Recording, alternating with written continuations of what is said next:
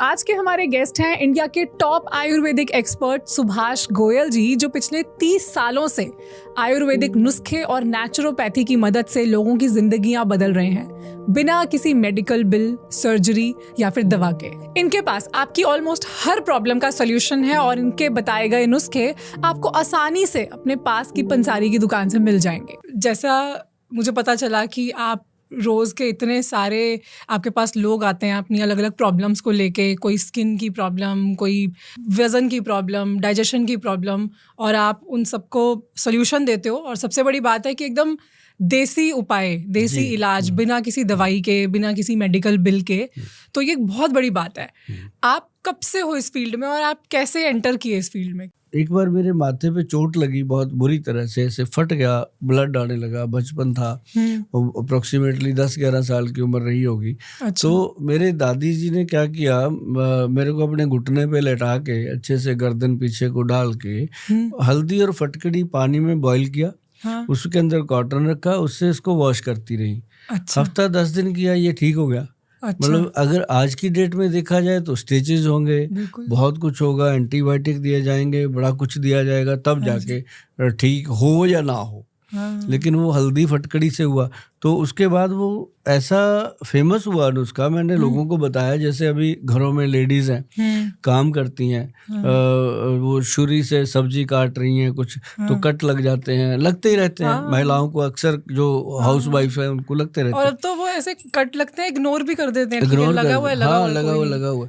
तो मतलब अगर रसोई घर के अंदर एक फटकड़ी को और साथ में उसके हल्दी को मिश्रित करके, मतलब बराबर मात्रा में, मतलब 10 ग्राम हल्दी 10 ग्राम फटकड़ी को बना के एक डब्बी में रख लें भर के। जैसे ही किसी को ऐसा चोट लगता है, मैं बताऊं गुंजन जी कि मान लो कट लग गया, ब्लीडिंग कई बार बंद ही नहीं होती। ऐसा होता है कि आप बर्फ लगाते हैं, कपड़ा बांधते हैं, वो रुकता ही नहीं है। टेंशन इतना बढ़ जाता है कि अब क्या करें, कहाँ जाएं, घर में अकेली होती हैं, कई बार फोन भी नहीं होते। उसको रोकने के लिए सिंपल उसको पानी में ऐसे मिक्स करके उसका थोड़ा सा पेस्ट सा बना के ऐसे लगा दो जी, और जहाँ पे लग गया ब्लड का एक ड्रॉप भी नहीं आता उसके बाद। अच्छा। कितना मर्जी ब्लीडिंग हो। अच्छा। ये उसका इतना इफेक्ट इन चीजों। अच्छा। तो ये सारी चीजें देखते देखते मैं आगे बढ़ा। आगे बढ़ते बढ़ते फिर मुझे लगा कि यार ये तो एक अलग विज्ञान है। तो लेकिन इसका मुश्किल बहुत है, क्योंकि एलोपैथी में आप देखिए, हॉस्पिटल बना लीजिए, पहले दिन से चल पड़ता है, क्योंकि हर इंसान चाहता है कि दवाई दो, मैं काम करूं। आयुर्वेद थोड़ा सा समय लेता था, इसलिए लोगों का था कि मुझे 30 ईयर लगे मैडम, 30 वर्ष लग गए मुझे लोगों को ये चीज समझाने में। और जब उनको समझ आई तब हमारा रिटायरमेंट का टाइम आ गया। मतलब ये एक बड़ी बात है कि अपने देश में आयुर्वेद 5000 साल से भी पहले की पैथी है, और इस पैथी को दिया था भगवान शिव भोलेनाथ ने। जो नाड़ी वैद है, जो नब्ज देखते हैं, सबसे पहला वैद कौन हुआ होगा धरती पे? अभी आपने बताया, हो सकता है ये शिव शंकर ही। हाँ, शिव भोले अच्छा। के बाद ये शिव का सबसे बड़ा जो भगत, जिसको कहा जाता है, जिसको हम हर साल जलाते हैं पुतला बना के, रावण सबसे बड़ा वैद हुआ, नाड़ी वैद। उसके पास इतना, उसका ग्रंथ है रावण साहित्य। उस ग्रंथ के अंदर इतने नुस्खे दिए हुए, मेरे पास है, वो बड़ा वो दुर्लभ है। मतलब उसके अंदर इतने नुस्खे हैं, सिंपल भाषा में बनाया हुआ है वो। उसके अंदर क्या नाम बताया आपने इसका? रावण साहित्य। रावण साहित्य? रावण साहित्य आयुर्वेद का। मैं पहली बार सुन रही हूँ इसके बारे में। उसके अंदर एक, जिनको बच्चे नहीं होते ऐसा नुस्खा दिया हुआ है, 1-2 दवाइयां हैं जी। क्या बात कर रहे हैं आप? उसमें नुस्खे दिए हैं? नुस्खे, आयुर्वेद के इतने बड़े नुस्खे। अब आप देखिए कितनी बड़ी चीज मैं आपको बताने जा रहा हूँ। जब लक्ष्मण जी मूर्छित हुए, आप रामायण तो देखते होंगे, सुनते होंगे, सबने देखी सुनी। और जिसको पता है रामायण के अंदर कि जब लक्ष्मण जी मूर्छित हुए तो हनुमान जी सुसैन वैद को लेके आए। वो कहाँ था? वो रावण का वैद था। रावण की वहां लंका से उठा के लेके आए वैद को। तो उसी वैद्य ने आके बताया कि फला पहाड़ी के ऊपर ये बूटी मिलेगी, संजीवनी लेकर आओ। उसके ऊपर जितनी जड़ी बूटियां हैं आप मैडम सोच भी नहीं सकते कि ये इतना बड़ा विज्ञान है। इसको दबा दिया गया था। जब अंग्रेज आए 200 साल राज करके गए, उनको एक बात पता थी कि हिंदुस्तान के लोग अगर ये हल्दी फटकड़ी से ही ठीक होते रहे ना तो यहाँ पे हम कैसे राज करेंगे।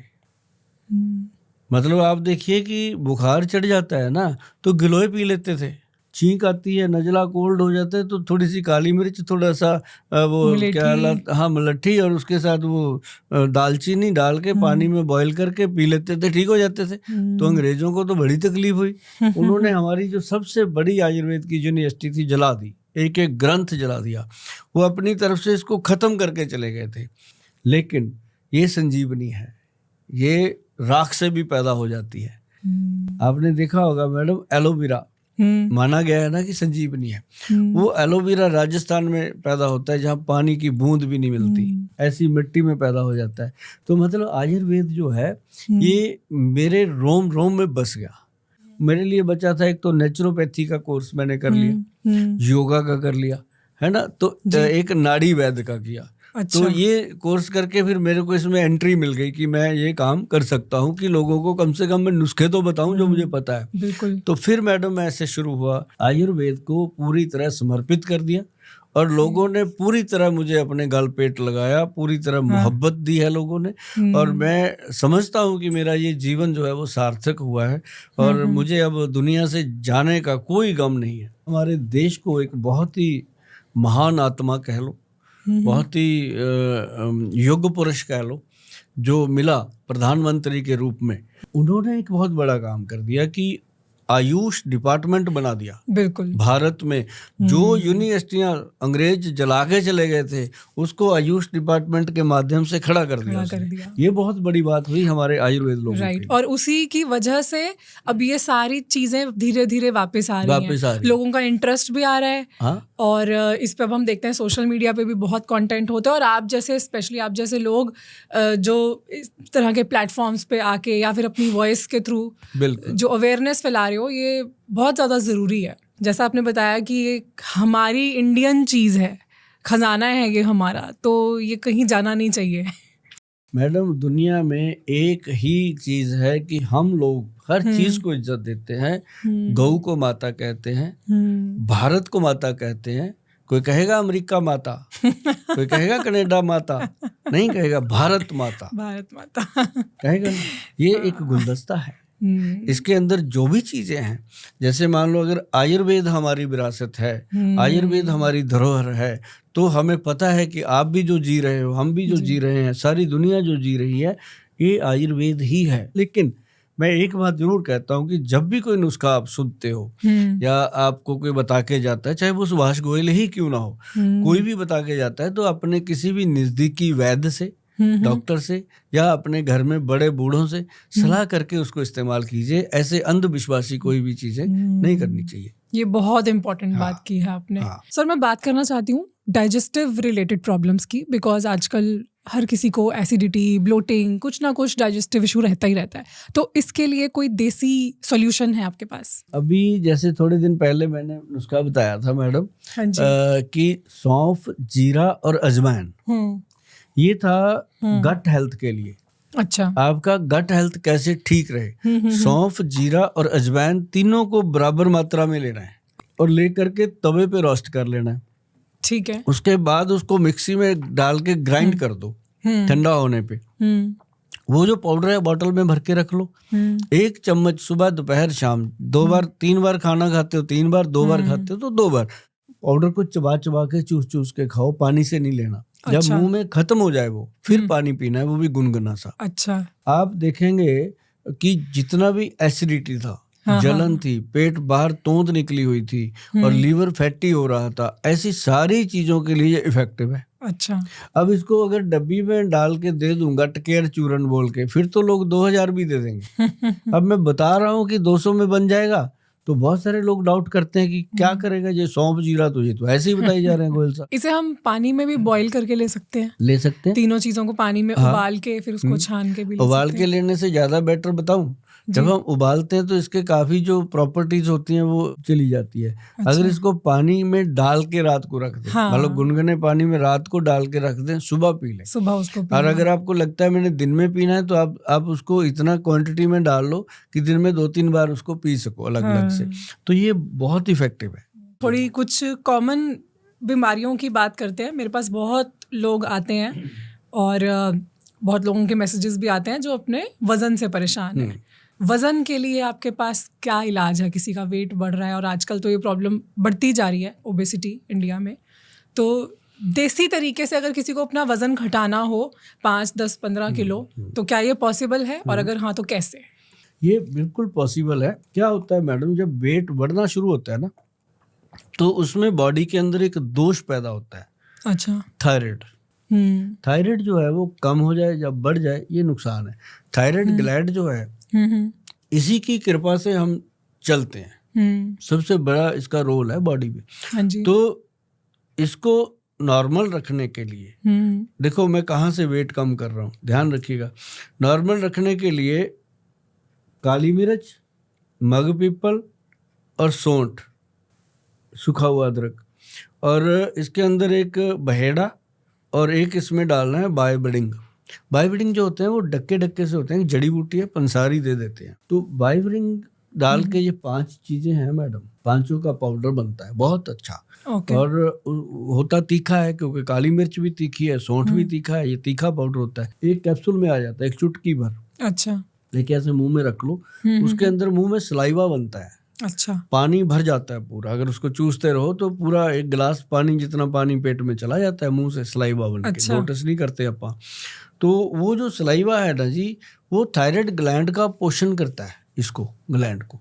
अच्छा। तो उसके साथ मैंने जो रिजल्ट अभी तक लिए हैं, ये फार्मूला बता के लोगों को, 7 से 8 किलो वजन विदिन 3 to 6 मंथ रिड्यूस होता है। अच्छा। खाते पीते छोड़ने को मैं कुछ नहीं कहता, कोई उसको डाइटिंग नहीं मैं कहता कि करनी है, कुछ नहीं। मैं कहता हूँ जो जी करता है खाओ, लेकिन सिर्फ बाय बढ़ाने वाली चीजें जैसे होती है माँ उड़द की दाल, राजमा, उसके बाद आलू, उसके बाद चावल, चीनी, ये 7-8 चीजें, वाइट चने, ये चीजें अवॉइड करो तो उससे वेट जो है वो कंट्रोल होता है। और जो जी कम होता है ना जी वेट, ये दोबारा गेन नहीं होता। नहीं तो चाहे बाकी सब चीजें जितना मर्जी खाएं। हाँ खाते हैं लोग। और सुबह त्रिफला पाउडर खाली पेट, और ये 2-3 बार दिन में, ये वाला 2 बार, 3 बार भी नहीं, 2 बार इसको मुंह में रख के चूसते रहो। और आप देखेंगे चंद दिनों में ही आपकी जो जीन नहीं फंसती थी आने लगती है। और इंच लॉस होता है। पहले 1 महीने में इंच लॉस होता है, फिर 2-3 महीने में वेट लॉस होता है। तो ये एक बहुत बढ़िया फार्मूला है वेट कम करने का, और इसको हमने नाम दिया हुआ है फैट गज केसरी। अच्छा, ये तो आपने बताया कि जिन लोगों को वेट बढ़ने की वजह से थायराइड की भी प्रॉब्लम हो जाती है। अब कुछ लोग होते हैं जिनको थायराइड तो नहीं है पर वैसे वेट बढ़ा हुआ है खाने पीने की वजह से, क्योंकि बाहर का जंक बहुत खा रहे हैं, घर में खाना बनाने का टाइम नहीं है, या फिर कोई पीजी में रहता है या कोई अकेला रहता है, उसके घर में किचन नहीं है, मतलब घर पे नहीं बनता। इन वजहों से भी लोगों का पेट निकलता है बाहर, वेट बढ़ता है। तो उनके लिए कोई सोल्यूशन? पेट निकल जाता है। हाँ जी। पंचम गोंद घटाए तोंद, क्या है ये पंचम गोंद? आयुर्वेद का नुस्खा। ये जो 5 चीजें मैंने बताई हैं, पाउडर बन गया, ये तो रख लो साइड पे। उसके साथ 5 गोंद, 5 तरह की गोंद, जो पहले क्या होता था, पुराने बुजुर्ग अपने पंजीरी में डालते थे जब किसी लेडी को बच्चा होता था। अच्छा। पंजीरी में ये 5 गोंद डालते थे ताकि उसका फैट ना बढ़ जाए, लेडी का वेट ना बढ़ जाए। अब देखो बच्चा पैदा होता है, ऐसे हो जाती है बेचारी। पहले नहीं होती थी, पहले सूखी रहती थी, 6-6 बच्चे पैदा करके भी। तो मतलब कहने का कि उसमें 5 गोंद, पहली है गोंद मोरिंगा। अच्छा। गोंद चिलगोजा, गोंद किक्कर, गोंद पिप्पल, गोंद नीम। 5 गोंद मिलती हैं पंसारी से। और 5 को लाके अच्छे से साफ करके उसका कूट के मामजस्ता में पाउडर बनाओ। उसके अंदर वो जो पाउडर था, काली मिर्च, मग पीपल, सौंठ वाला, बाइबडिंग वाला और बेहड़े वाला, वो पाउडर 100 ग्राम, तो 50 ग्राम ये पंचम गोंद मिक्स करके ग्राइंड कर दो मिक्सी में। तो उसका लेना शुरू कर दो, जिसको मतलब किसी भी कारण से वेट बढ़ रहा है। अच्छा। तो ये कमाल का नुस्खा है। ऐसे नुस्खे लोग बताते नहीं जो मैं लोगों को बता के जाता हूँ। और मैं जो नुस्खा बोलता हूँ उस नुस्खे का नुकसान नहीं होता, और जिसका नुकसान होता है वो मैं बोलता नहीं। और ये तो ऐसी चीजें हैं ना जो पीजी में रहने वाले बच्चे भी अपने पास रख सकते हैं, मम्मियाँ बना के से दे वो देती खा हैं। सकते हैं वहाँ पे। अभी जब हमने बात की ओवरवेट लोगों की, जिनका वजन ज़्यादा होता है, उनको एक प्रॉब्लम होती है, उनके घुटनों में दर्द रहता है क्योंकि ज़्यादा वेट की वजह से, या फिर जिनकी एज बढ़ रही है वो भी धीरे धीरे हम देखते हैं बुजुर्गों की घुटनों में प्रॉब्लम शुरू हो जाती है, और भी कई कारणों की वजह से लोगों के जॉइंट्स पेन, घुटनों में दर्द होता है, जिसकी वजह से या उन्हें सर्जरी करवानी पड़ती है या रिप्लेसमेंट, कुछ ना कुछ ट्रीटमेंट लेना पड़ता है। क्या इसका कोई देसी सॉल्यूशन नहीं है, कुछ आयुर्वेद में कुछ उपाय इस चीज़ का कि वो सर्जरी से बच सके? जिसके घुटने नहीं भी दुखते, चाहे वजन है चाहे नहीं है, अब ये नहीं है कि ओवरवेट है तभी घुटने दुखते हैं, ऐसा नहीं होता। कई ऐसे पतले दुबले होते हैं, उनके भी बेचारों के घुटने दुख रहे होते हैं। तो मतलब ये होता है कि जब घुटनों में दर्द होता है तो डॉक्टर बताते हैं, जब हम भी कह देते हैं कि भाई थोड़ा वजन कम कर लो, अब घुटने में दर्द शुरू हो गया और ज़्यादा वजन इस पे आएगा तो ज़्यादा प्रॉब्लम होगी। तो लेकिन तिल जो होते हैं और खसखस जो होती है, दो चीजें, व्हाइट मिले ब्लैक मिले, नो प्रॉब्लम। अच्छा, ये दोनों को तवे पे रोस्ट करना बराबर मात्रा में लेके। अच्छा। अभी देखो कितना अच्छा मौसम चल रहा है, ठंड है, सर्दी है, ये अपने भारत का मौसम है, विदेशों में तो हर वक्त भी ठंड रहती है। उन लोगों को भी बताता हूँ मैं कि ये दो चीजों का बराबर मात्रा में लेके तवे पर, लोहे का तवा हो या फ्राई पैन हो, उसमें इसको अच्छे से भून दो, भुनाई कर दो, इसकी रोस्ट कर दो। तो ये जब आप इसकी भुनाई करते हैं, रोस्ट करते हैं, तो इसके अंदर जो बैड गुण होते हैं वो खत्म हो जाते हैं, जो फैट बढ़ाने के होते हैं वो। अच्छा। तो ये आप इसका 1 चम्मच रोज रात को खाओ। अच्छा। इसको सेमी पंजीरी बोला गया है। अच्छा। वो चीज है, मतलब इसको चबाओ और चूस चूस के खाओ। और इससे क्या होना है कि आपका जो घुटनों में कह देते हैं कि फ्लूइड, जिसे ग्रीस कह देते हैं, खत्म हो गया, वो फ्लूइड की सेटिंग होती है। जैसे ही वो फ्लूइड बढ़ने लगता है, कार्टिलेज बढ़ने लगता है, तो पेशेंट जो है उसको रिलीफ मिलने लगता है। तो एक तो ये बहुत अच्छी चीज़ है। अच्छा। दूसरा, उन लोगों को चाहिए कि अपना खान पान सेट कर लें, बहुत इम्पोर्टेंट है। जब तक कोई बीमारी नहीं है, मैं कहता हूँ कुछ भी करो। जब गॉड ने आपको चिट्ठी डाल दी कि अब तेरी तैयारी है भैया, तो उसको समझना चाहिए कि अब अपने भगवान के पास जाना है, सही जाना है, सात्विक बन के जाना है, अच्छा खाना खाओ, जो खा लिया खा लिया। तो उसके बाद आप पौष्टिक आहार, उसमें बाय वाली चीज़ें बंद करनी पड़ती हैं। और ब्लैक कॉफ़ी पियो, ब्लैक टी पियो, मस्त मतलब रिजल्ट आता है इसका। और एक चीज़ है, इसमें आइसक्रीम नहीं खानी, कुल्फियाँ नहीं खानी, मतलब ठंडी चीज़ें कम। अच्छा। ये नहीं मैं कहता कि पूरी तरह साधु बन जाओ, लेकिन ये जरूर है कि बहुत कम, जैसे 2-3 महीने में एक आध बार आइसक्रीम खा लिया तो कुछ फर्क नहीं पड़ता। अगर आप कहो कि मैंने हफ्ते में या 2 बार 3 बार वीकेंड पे खाना है, या विस्की पीनी है, बर्फ ठोक के लेनी है, बियर पीनी है, चिल करके पीनी है, चिल्ली चिकन आग की तरह गरम, बियर चिल, तो वो क्या करेगी? आप देखो मैडम, इमेजिन करके कि कोई इंसान आपके सामने बैठा है, ये मान लो बियर का गिलास, उसमें बर्फ ठोक ठोक के डाल रहा है, चिल्ली चिकन आ रहा है आग की तरह गरम, उसको पी रहा है, फिर वो उसको खा रहा है, क्या होगा? मजा आएगा। मैं ये कहूँगा कि ऐसा करने से अंदर अपना लीवर जो है, अपने जहाँ पे वो सामान जाके गिरेगा, वो गर्म सर्द हो जाता है। जैसे ही वो गर्म सर्द होता है तो अंदर जो है वो एक रिएक्शन होता है ऐसी चीज़ों का। वो जो भी बीमारी आपकी बॉडी में है, मैं ये नहीं कहता घुटनों की है, लीवर के साथ रिलेटेड कोई भी प्रॉब्लम है, उसको वो बढ़ा देता है, इम्बैलेंस हो जाता है, खराब हो जाता है। तो आप गुड़ का सेवन ज्यादा करो, जैसे ही खाना खाते हो उसके बाद थोड़ा सा गुड़ खाओ, मतलब थोड़ी गर्म तहसीर वाली चीजें जो बर्दाश्त कर जाए बॉडी।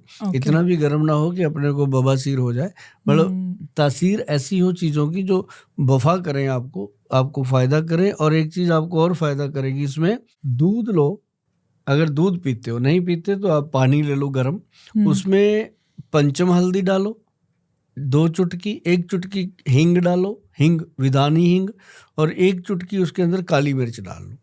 ये पेन किलर का काम करती है। और लेके देखो, कभी रात को सुबह उठोगे तो पता चलेगा बॉडी लाइट है।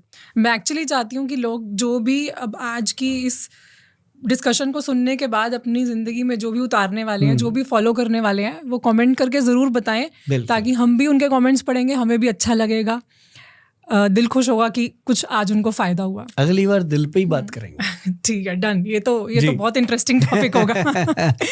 Thank you sir, thank you so much once again आपके टाइम के लिए और इतनी सारे ज्ञान के लिए। गुंजन मैडम, आप भी सदा ऐसे ही महकते रहो, चमकते रहो, ऐसे ही हमारे जैसे लोगों को बुला के पब्लिक की सेवा करते रहो।